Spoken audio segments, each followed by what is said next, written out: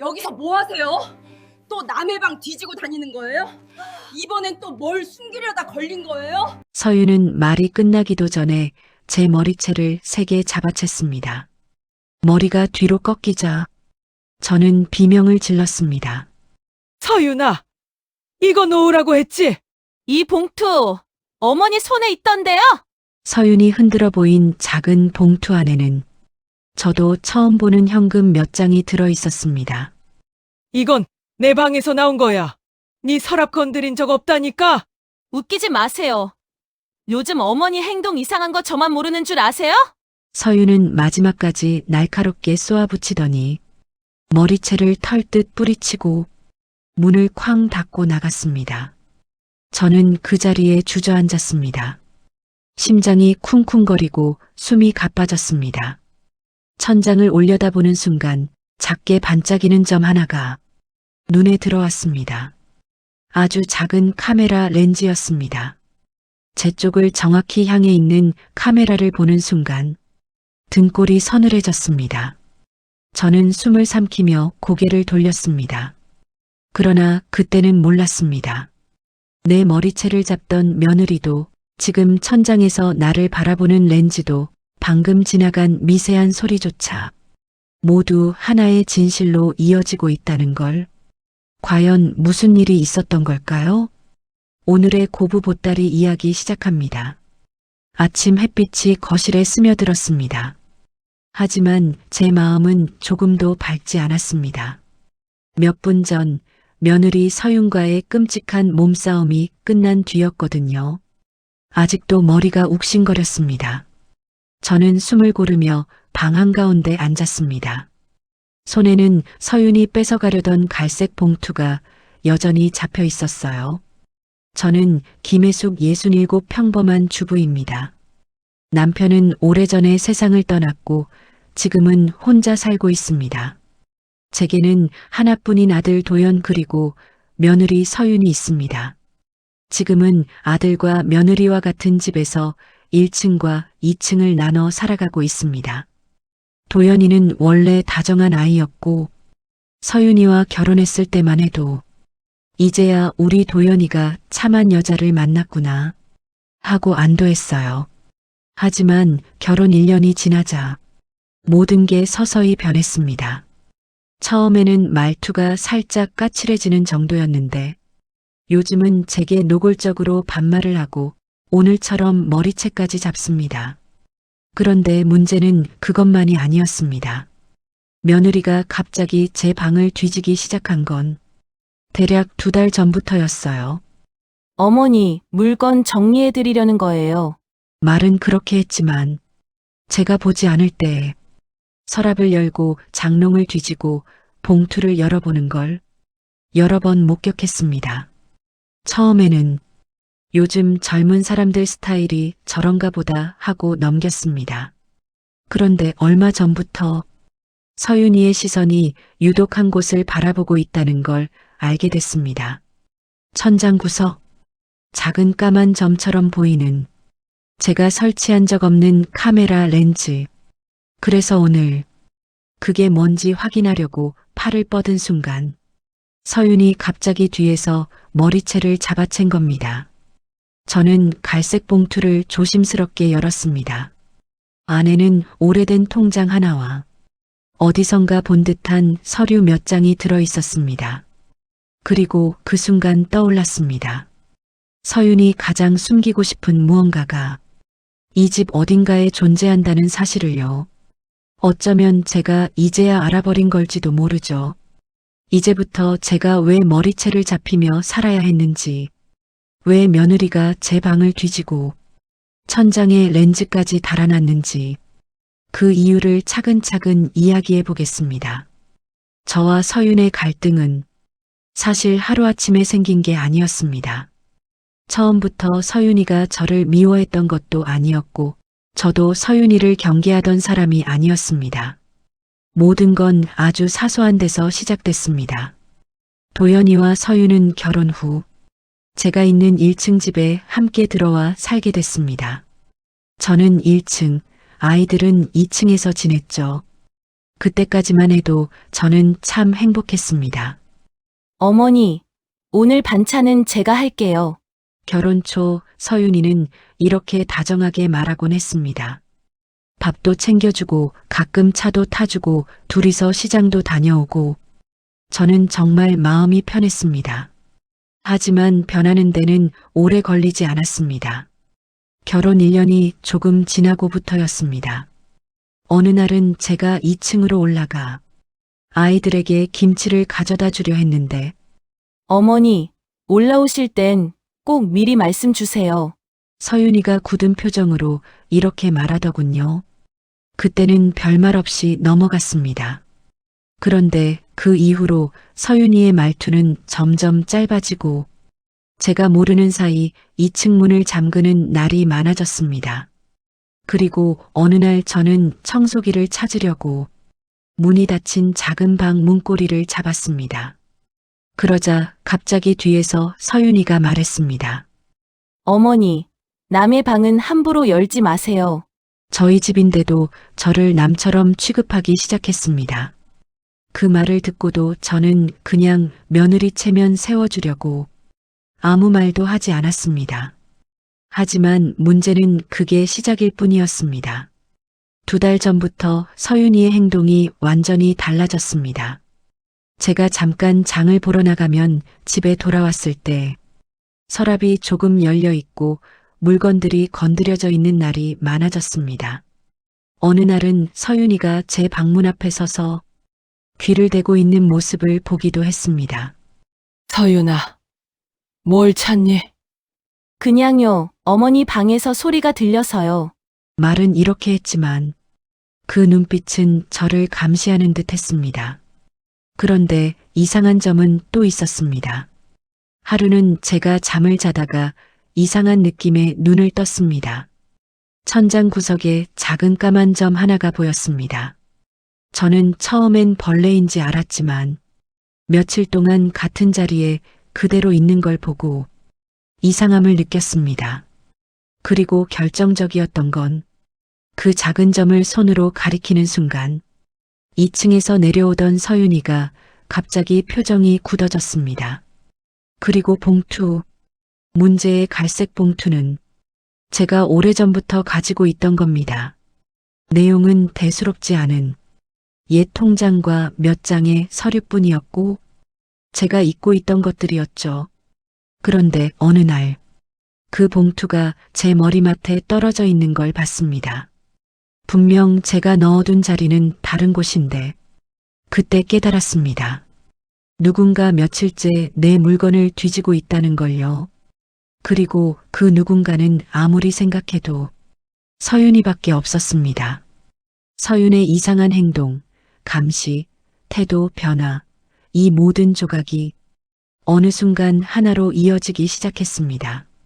제가 1층에 홀로 있을 때마다 누군가가 저를 보고 있는 느낌, 제 방만 유독 정리돼 있는 이유, 서윤이가 봉투를 계속 확인하려 했던 이유, 그리고 천장에 박혀 있는 정체 모를 카메라 렌즈 이 모든 게 단순한 고부 갈등이 아니란 걸요. 제 머리채를 잡고 나간 서윤은 그 뒤로 한 번도 내려오지 않았습니다. 평소 같으면 아들한테 전화해서 울먹이며 제 편을 못 듣게 만들었을 텐데 이상할 만큼 조용했습니다. 그때였습니다. 2층에서 쿵 무언가 떨어지는 소리가 들렸습니다. 저는 심장이 철렁 내려앉았습니다. 하지만 다시 올라가는 발소리만 들릴 뿐 서윤은 모습을 보이지 않았습니다. 서윤의 방은 항상 문을 꼭 잠그고 지냅니다. 그런데 오늘은 문틈 사이로 하얀 불빛이 새어나왔습니다.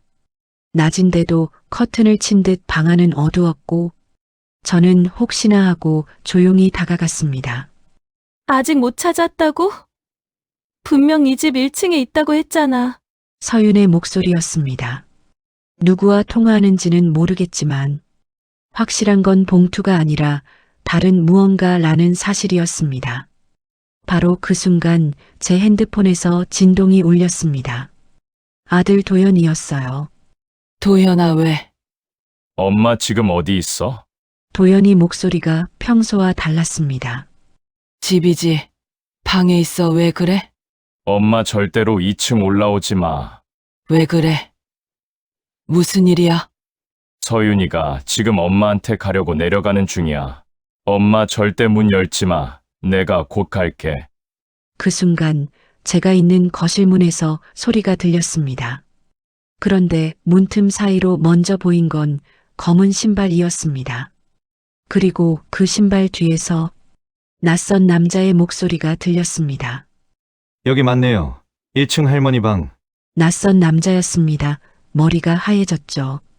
서윤이와 함께 뒤에 서 있는 덩치 큰 두 남자가 보였습니다. 서윤은 미소를 지었습니다. 어머니, 잠깐 얘기 좀 할까요?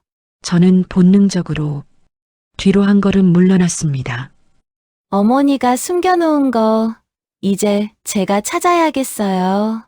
그리고 갑자기 낯선 남자 둘이 제 쪽으로 다가오기 시작했습니다. 그 순간 현관에서 소리가 들렸습니다. 아들 도연이었습니다. 현관문이 열리자마자 도연이 숨도 제대로 못 쉰 채 달려들어오며 외쳤습니다. 엄마 뒤로! 엄마 거기서 움직이지 마! 그 모습에 서윤의 얼굴이 완전히 굳어졌습니다. 도연이가 서윤을 향해 소리쳤습니다. 당신 왜 이 사람들까지 불렀어? 엄마한테 손대면 이 일 다 끝인 거 몰랐어? 저는 충격에 숨이 멎는 줄 알았습니다. 여보, 괜히 난리 치지 마! 도연이는 제 앞을 막아서며 주변을 살폈습니다. 당장 저 사람들 내보내! 낯선 남자 두 명은 서윤의 고개짓 한 번에 아무 말 없이 조용히 밖으로 나갔습니다. 그 무표정함이 오히려 더 섬뜩하게 느껴졌어요. 엄마, 괜찮아요? 다친 데 없죠? 서윤은 팔짱을 낀 채 별일 아니라는 듯 말했습니다. 난 그냥 어머니랑 대화를 하려고 한 것뿐이야. 저는 말문이 막혔습니다. 그리고 아들 도연의 시선은 제가 쥔 갈색 봉투를 향해 있었어요. 도연이는 봉투를 보며 말했습니다. 엄마 그거 잠깐만 줘봐요. 내가 확인해 볼게요. 그 순간 저는 본능적으로 봉투를 뒤로 감췄습니다. 왜 그러는 거냐? 이건 내 봉투고 내 물건이야. 서윤은 피식 웃으며 말했어요. 이거 봐. 여보, 어머니가 요즘 계속 이래요. 봉투가 아무것도 아니면 당신한테 보여주면 되는 거잖아요? 저는 도연을 바라봤습니다. 제 아들은 늘 착하고 다정했던 아이죠. 그런데 지금 그의 얼굴에서는 아무런 감정도 읽히지 않았습니다. 엄마 별거 아니라며. 나한텐 보여줄 수 있잖아요. 그러니까 숨기는 게 있다니까요. 그 말투엔 확신이 있었습니다. 마치 봉투 안 내용을 이미 알고 있는 사람처럼요. 저는 본능적으로 거절했습니다. 이건 안 돼. 이건 내가 전달받은 거고 내 물건이야. 그들은 결국 봉투를 가져가지 못한 채 2층으로 올라갔습니다. 발걸음 소리가 천천히 멀어지며 집안은 조용해졌습니다. 저는 그 자리에 서서 한동안 움직이지 못했습니다. 이 집이 갑자기 낯선 공간처럼 느껴졌어요. 그리고 문득 떠올랐습니다. 아이들이 봉투에 왜 이렇게 집착을 하는 건지, 무슨 이유가 있는 건지, 저는 봉투를 꼭 쥔 채 불안이 점점 더 커져가고 있었습니다. 제가 숨을 고르고 거실에 앉아 있었어요. 밖에서 문을 두드리는 소리가 들렸죠. 혜숙 씨, 집에 있어요? 옆집에 사는 최성복 씨였습니다. 남편이 살아있을 때부터 함께 낚시도 다니고 뭐든 서로 도와주던 사이죠. 문을 열자 성복 씨는 제 얼굴을 보자마자 놀랐습니다. 아니, 누구한테 맞은 거예요? 머리도 엉망이네요. 괜찮으세요? 저는 얼버무리며 말했습니다. 그냥 집안일 하다 넘어졌어요.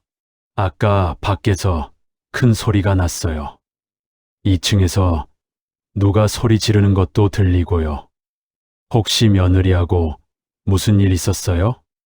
저는 답하지 못했습니다. 말하는 순간 더 큰 일이 터질 것 같았습니다. 성복 씨는 제 눈치를 잠시 보더니 제 손에 들린 갈색 봉투를 힐끗 봤죠. 혜숙 씨, 혹시 그것 때문에 그런 건가요? 제가 놀란 표정으로 봉투를 뒤로 감추려 하자 성복 씨가 조용히 말했습니다. 그거 어제 봉투에 대해서 아드님이랑 며느리가 얘기하던데요. 순간 가슴이 철렁 내려앉았습니다. 도연이가요. 그 애가 왜? 성복은 제 표정을 보고 더 이상 말을 숨기지 않았습니다. 혜숙 씨, 중요한 건 이 봉투에 뭔가 있다는 거죠. 저는 봉투를 꼭 쥔 채 고개를 끄덕였습니다. 성복은 낮은 목소리로 말했어요. 그럼 제가 좀 봐도 될까요? 저는 잠시 망설였지만 서윤이 오늘 제 머리채를 잡고 달려들던 순간이 떠오르자 결국 봉투를 내밀었습니다. 성복은 봉투 속 문서들을 하나씩 꺼내 정리했습니다. 이건 계약서 같은데요. 계약서요? 근데 여기 아드님 이름이 적혀 있어요. 그리고 소유권 이전이라고 적혀 있네요. 그 말에 제 몸이 굳어졌습니다. 서윤이 제 서랍을 뒤지던 모습, 천장에 설치된 렌즈, 도연이가 엄마 절대 문 열지 말라고 했던 말이 한꺼번에 머릿속에 연결되기 시작했습니다. 혜숙 씨 이 집 누가 노리고 있는 것 같아요. 저는 떨리는 목소리로 대답했습니다. 그래서 며느리가 나한테 그런 행동을. 혜숙 씨, 이거 절대 다른 사람한테 보이면 안 돼요. 특히 아드님하고 며느리한테는요. 저는 봉투를 꼭 쥐었어요. 그 순간 2층에서 누군가 계단을 내려오는 소리가 들렸습니다. 성복이 말했습니다. 혜숙 씨, 일단 저희 집으로 가요. 지금 여기 있으면 위험해요. 그러나 저는 도망치지 않았습니다. 봉투를 품에 꼭 안은 채 말했습니다. 아니요. 이제 나도 알아야겠어요. 애들이 왜 이 집을 뒤지고 왜 나를 감시했는지. 그 이유를 말이죠. 저는 손을 떨며 현관을 바라보았습니다.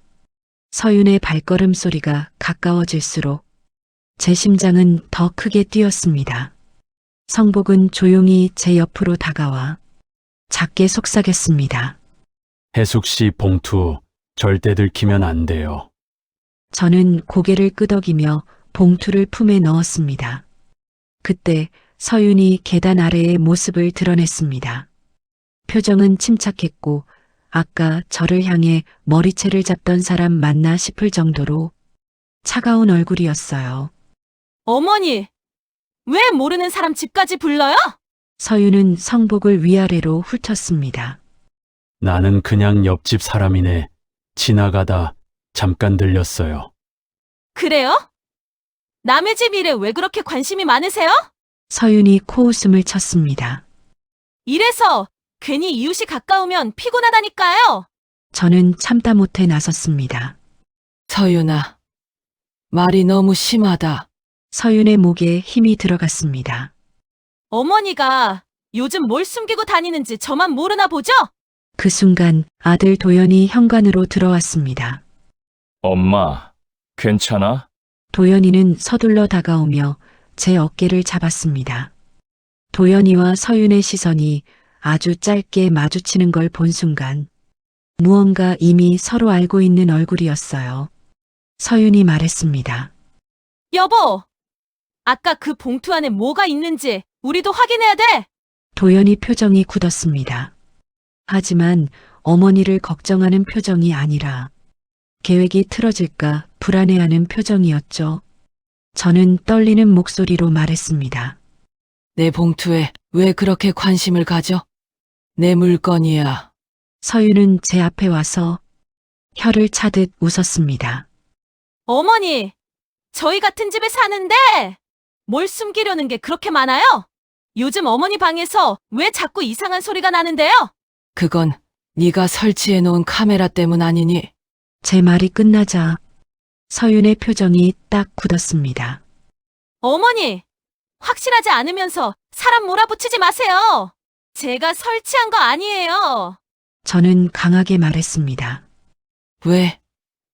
들키면 안 됐어? 천장에 렌즈가 있는데 내가 모를 줄 알았니? 그러자 아들 도연이 나섰습니다. 엄마, 우리끼리 오해 만들지 말자. 당신도 이제 그만해. 근데 봉투 어디 있어? 내가 확인해 볼게. 저는 순간 몸이 움찔했어요. 그동안 보지 못한 아들의 모습이었습니다. 성복이 바로 제 앞을 막아서며 말했습니다. 도연 씨, 어머니한테 손대지 마세요. 도연이 말했습니다. 이건 저희 가족 문제입니다. 아저씨가 끼어들 자리가 아니에요. 그래서 더 끼어들어야겠네. 내가 본 것도 있으니까. 도연의 얼굴이 살짝 변했습니다. 서윤은 제게 한 발 더 다가오며 섬뜩한 목소리로 말했습니다. 어머니, 봉투 주세요. 좋게 말할 때? 저는 봉투를 품에 꼭 안았습니다. 절대 못 준다. 서윤의 미간이 찡그려졌고 도연은 한숨을 깊게 내쉬었습니다. 그리고 도연이 조용히 말했습니다. 엄마, 우리가 그 봉투를 왜 찾는지 정말 모르겠어? 그 말투가 너무 이상해서 저는 말문이 막혔습니다. 도연이 아주 천천히 제게 고개를 들이밀며 말했습니다. 엄마는 우리 집이 어떻게 될지 진짜 아무것도 모르지. 그 말에 제 등골이 다시 한번 서늘해졌습니다. 무언가 제가 모르는 더 큰 그림이 있다는 걸 그 순간 확신했어요. 그리고 그 중심에 아들과 며느리가 서 있었습니다. 2층으로 올라간 도연과 서윤의 발걸음 소리는 평소보다 훨씬 무거웠습니다. 마치 위에서 무슨 계획을 다시 짜는 듯한 느낌이었어요. 혜숙 씨, 지금 바로 이 집을 나가야 하는 거 아닙니까? 저는 고개를 저었습니다. 아니요. 이 봉투를 두고 나가면 애들 마음대로 될 것 같아요. 성복 씨는 답답한 얼굴로 말했습니다. 그럼 최소한 숨길 장소라도 바꿔야 합니다. 계속 어머니 방만 뒤지는 거 보니까 이 봉투가 어디 있는지 대충 짐작하고 있을 겁니다. 저는 봉투를 품에 꼭 안았습니다. 그 순간 2층에서 소리가 났습니다. 여보, 지금 이렇게 가면 안 돼. 그럼 엄마가 먼저 눈치채면 어떡해? 서윤과 도연의 대화였습니다. 저는 숨을 죽이고 귀를 기울였어요. 봉투 안에 있는 계약서만 찾아내면 끝이야. 그래도 지금 건드리면 의심한다고. 아니야, 어머니는 우리가 뭘 알고 있는지 몰라. 저는 깨달았습니다. 애들은 이미 봉투의 정체를 알고 있고, 그리고 그게 드러나면 안 되니까 절 감시하고 있었다는 걸요. 제 심장은 다시 빠르게 뛰기 시작했습니다. 혜숙 씨, 혹시 봉투 안에 있는 소유권 이전 문서, 그거 남편분이 살아 계실 때 만드신 건가요? 그 말에 저는 고개를 들었습니다. 그걸 어떻게 아세요? 성복은 잠시 머뭇거리다 말했습니다. 옛날에 형님이랑 술 마실 때 가끔 이 집 얘기하곤 했어요. 혹시라도 아드님이 변하면 대비를 해야 한다고 그런 말을 했었죠. 저는 큰 충격을 받았습니다. 남편이요. 저한테는 한 번도 말한 적 없었어요. 성복은 고개를 끄덕였습니다. 형님이 그랬어요. 혜숙이가 마음 약해서 애들 말만 들으면 집을 몽땅 내줄지도 모른다고, 그래서 마지막 서류는 혜숙 씨만 알고 있어야 한다고 했습니다.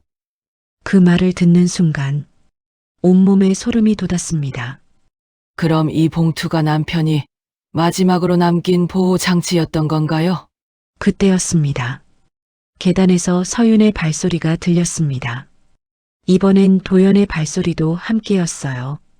둘 다 표정이 굳어 있었습니다. 엄마, 우리 다시 얘기해요. 서윤은 그 뒤에 서서 아주 작은 미소를 지었습니다. 어머니, 봉투 말이에요. 우리한테 보여주면 괜히 오해할 일도 없잖아요. 저는 말했습니다. 오해든 뭐든 이건 내 물건이다. 그러자 서윤이 한 발 앞으로 다가왔습니다. 어머니, 우리 같은 집에서 사는데 이렇게 혼자 뭘 숨기면 곤란하죠? 그때 성복이 나섰습니다. 이 집은 혜숙 씨 집입니다. 법적으로도 실제로도요. 도연의 얼굴이 굳었습니다. 그리고 그 침묵을 깨듯 서윤이 낮은 목소리로 말했어요. 어머니, 진짜 마지막으로 묻는 거예요. 봉투 어디다 숨겼어요? 너희한테는 절대 못 줘. 그 순간 도연의 얼굴이 일그러졌습니다. 그 아이의 눈에서 제가 알던 다정함은 완전히 사라져 있었어요. 도연이 턱을 굳히고 말했습니다. 엄마, 이건 진짜 우리 가족을 위해 필요한 거야. 그 말투가 너무 낯설었습니다. 그때 성복 씨가 제 앞으로 나섰습니다. 도현 씨, 가족이라고요? 가족이면 어머니를 감시하고 머리채 잡고 낯선 남자들까지 집에 부르는 게 정상입니까? 서윤이 비웃었습니다. 아저씨는 뭔데 왜 자꾸 끼어들어요? 우리 집 일이잖아요. 성복은 차분하게 그러나 단단한 목소리로 말했습니다. 맞아요. 이 집 일이죠. 그러니까 제가 말해야겠네요. 혜숙 씨, 이 봉투 형님이 살아있을 때 저에게 부탁한 겁니다. 뭐라고요? 어머니, 저 사람 말 듣지 마세요. 하지만 성복이 서윤의 말을 끊으며 더 강하게 말했습니다. 형님이 언젠가 아들이 달라질 수 있으니까 혹시라도 집을 빼앗기지 않게 보호장치로 만든 서류라고 했습니다. 서윤의 얼굴이 하얗게 질렸고 도연은 입술을 꽉 깨물었어요. 저는 충격에 말문이 막혔습니다. 남편이 그랬다고요? 성복 씨는 이어서 결정적인 말을 던졌습니다. 그리고 아드님하고 며느리가 요 며칠 동안 부동산에서 재개발 관련 서류를 받아간 것도 봤습니다. 그 한마디가 집안을 완전히 얼어붙게 만들었습니다. 성복이 무표정하게 그녀를 보며 말했습니다. 맞죠? 여기 집값이 재개발로 곧 폭등하니까 어머니를 쫓아내려고 한 거죠? 도연의 얼굴이 종이장처럼 일그러졌습니다. 그만하세요. 서윤은 결국 돌처럼 굳어버린 얼굴로 말했습니다. 그래요. 어머니가 이 집에서 나가면 우리가 이 집을 가질 수 있으니까요. 너희 나를 내쫓으려고 했던 거야? 도연이 침묵했습니다. 서윤은 피식 웃으며 말했습니다. 어머니도 알잖아요. 이 집 이제 곧 수십억 오른다고요. 그 말은 방안을 날카롭게 가르며 떨어졌습니다. 저는 울컥하는 마음을 누르며 말했습니다. 그래서 날 감시하려고 카메라 설치해 내 머리채까지 잡은 거였니? 도연은 눈을 피하며 말했습니다. 엄마가 말을 안 들으니까. 그 말은 제 가슴을 쳤습니다. 성복 씨는 더는 참지 못하고 도연에게 소리쳤습니다. 도현 씨, 당신 아버지가 왜 그 봉투를 혜숙 씨에게 맡겼을 것 같아요? 그걸 지키라고 했던 사람이 누군데? 당신 아버지는 분명히 말했습니다. 혜숙이가 이 집에서 내쫓기면 끝이다. 아들 내외가 뭔가 꾸미면 반드시 이 봉투가 혜숙이를 지켜줄 거다. 라고 저한테 말했어요. 그리고 조용히 덧붙였습니다. 당신 아버지가 가장 걱정한 게 지금 현실이 된 겁니다. 도연과 서윤은 동시에 제 봉투를 바라봤습니다. 그리고 제 손에서 봉투를 빼앗기 위해 또 한 번 다가오기 시작했습니다. 성복이 막아섰어요. 그만들 하세요. 도연이 눈을 찌푸렸습니다. 아저씨, 이건 우리 가족 문제라니까요. 그러자 성복 씨가 단호하게 말했습니다. 그래서 말합니다. 더 이상 어머니 협박하지 마세요. 서윤이 코웃음을 쳤습니다. 협박이요? 지금 누가 누굴 협박하는데요? 그러나 성복 씨는 더는 물러서지 않았습니다.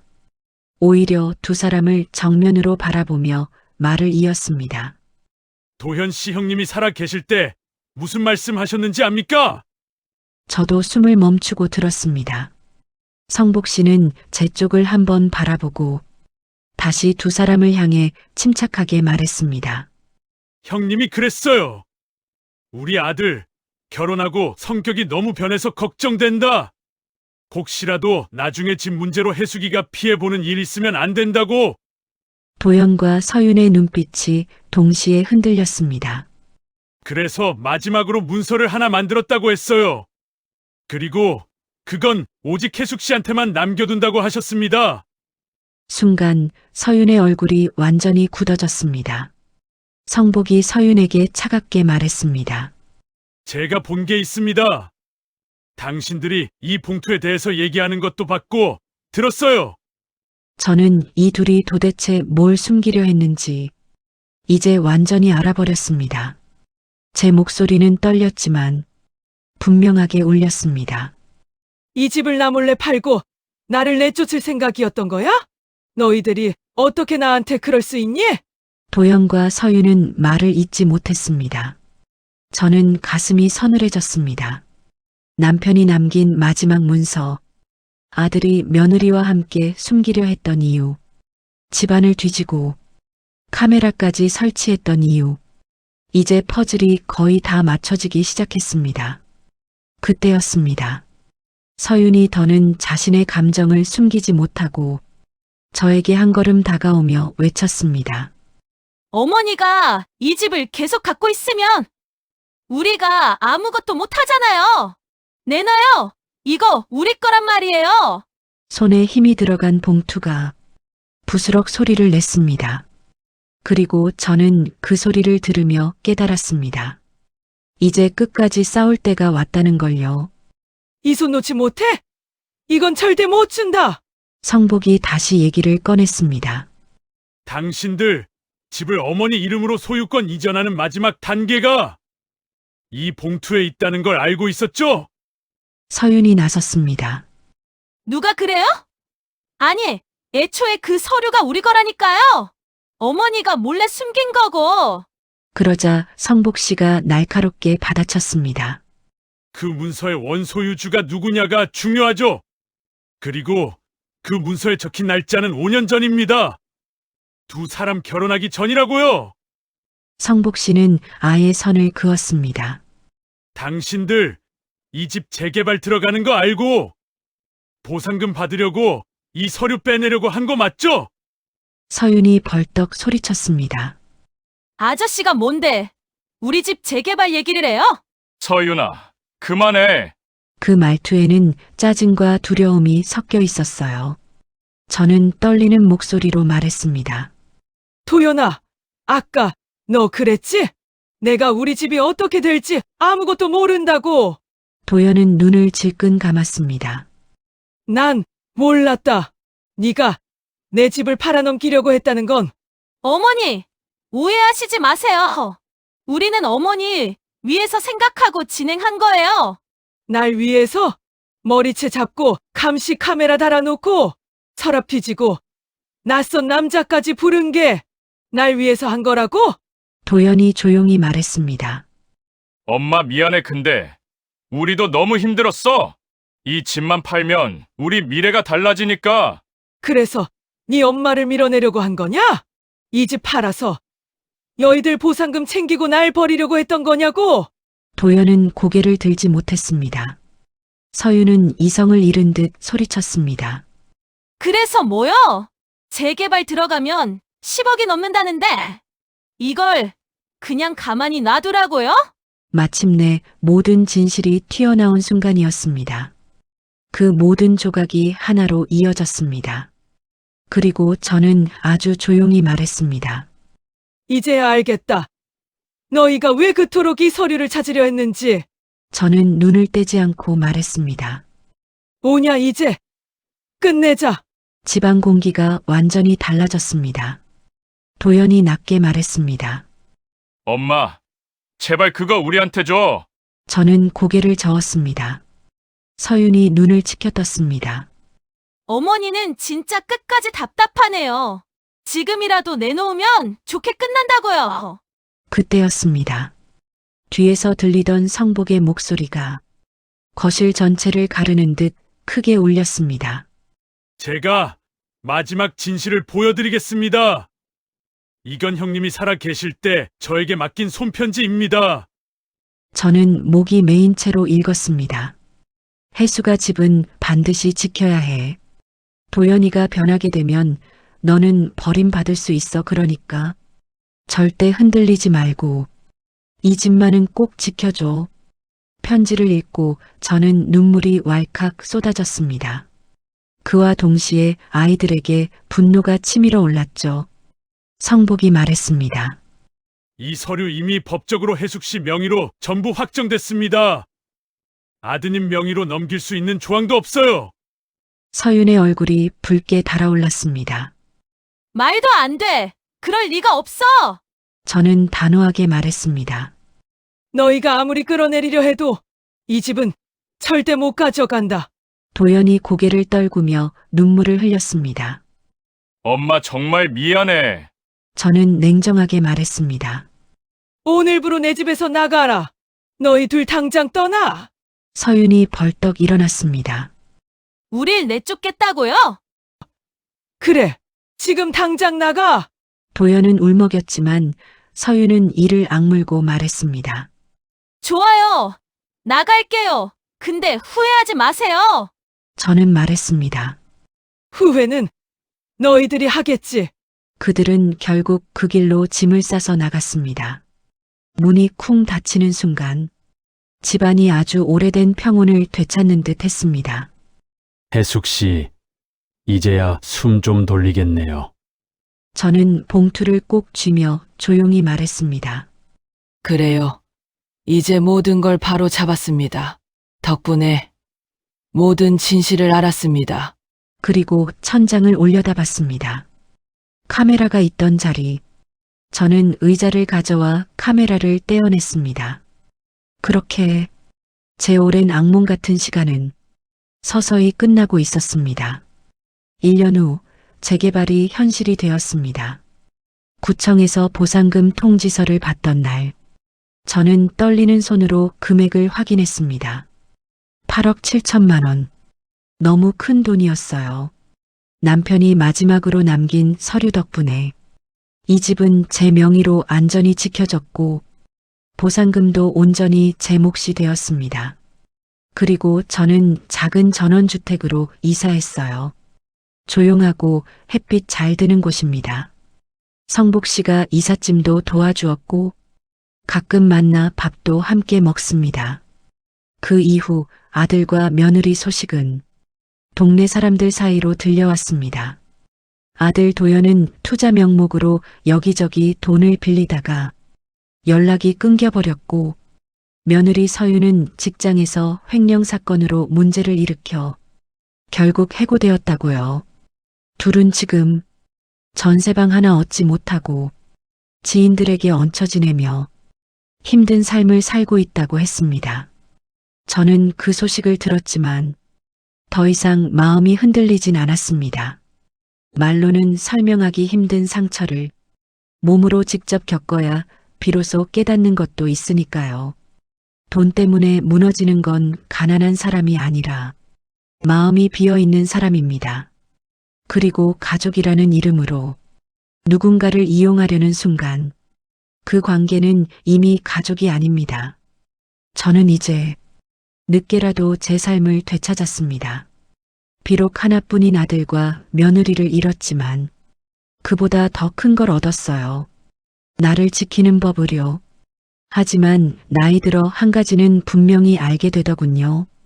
사람은 결국 내 마음을 지키려는 사람과 내 마음을 이용하려는 사람으로 나뉜다는 것. 그리고 두려움 때문에 아무 말도 하지 않으면 상처는 더 깊어진다는 것도요. 오늘의 고부 보따리 이야기는 여기까지입니다. 영상을 재밌게 보셨다면 구독과 좋아요, 댓글은 저에게 큰 힘이 됩니다. 다음에 더 재밌는 영상으로 돌아오겠습니다.